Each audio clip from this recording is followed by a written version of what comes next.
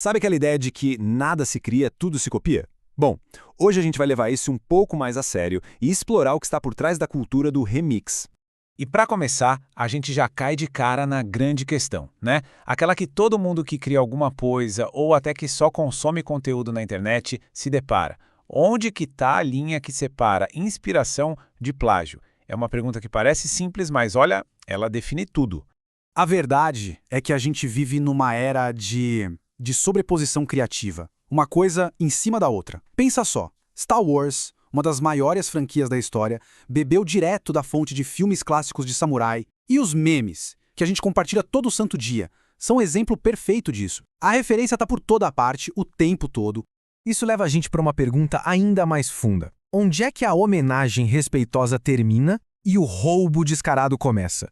E se a gente pensar diferente? E se essa tal de apropriação não for um roubo, mas uma forma de conversar, de honrar a cultura que a gente compartilha?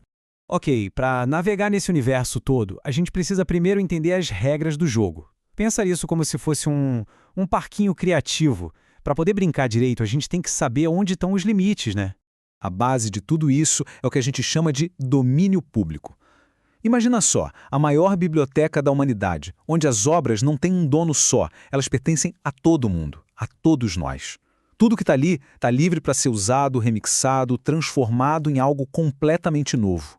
Tá, mas como é que uma obra vai parar lá? Bom, a regra geral, e isso vale aqui para o Brasil também, é que os direitos autorais acabam 70 anos depois da morte do criador. A partir daí, a obra vira um legado cultural. É tipo um presente para as gerações futuras poderem construir em cima. Certo, entendi. Mas e as obras que ainda estão protegidas por direitos autorais, mas que os próprios criadores querem compartilhar?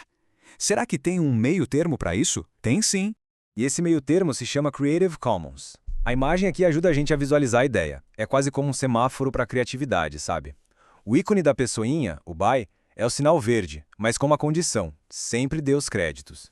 O cifrão cortado, NC, é o sinal amarelo. Pode usar, mas sem fins comerciais.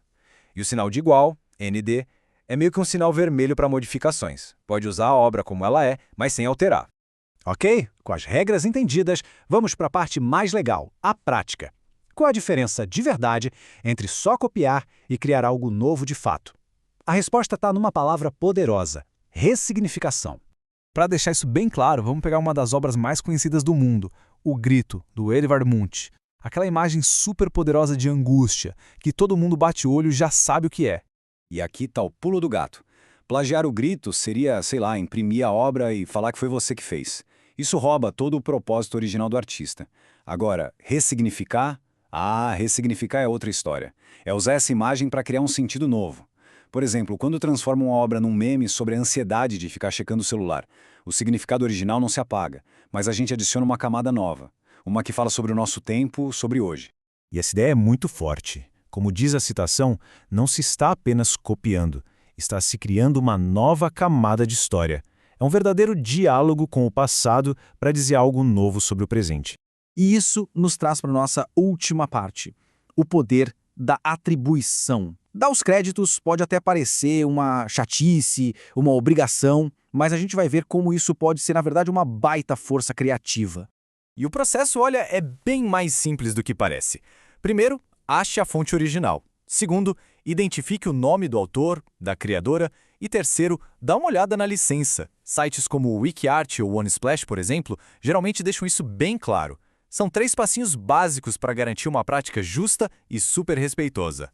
Então, no fim das contas, dar o crédito não é uma limitação, sabe?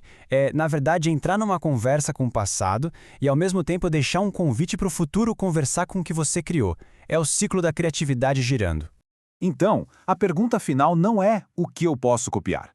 A pergunta de verdade é, com tanta ferramenta e com um patrimônio cultural tão gigante à nossa disposição, que novas histórias a gente pode contar?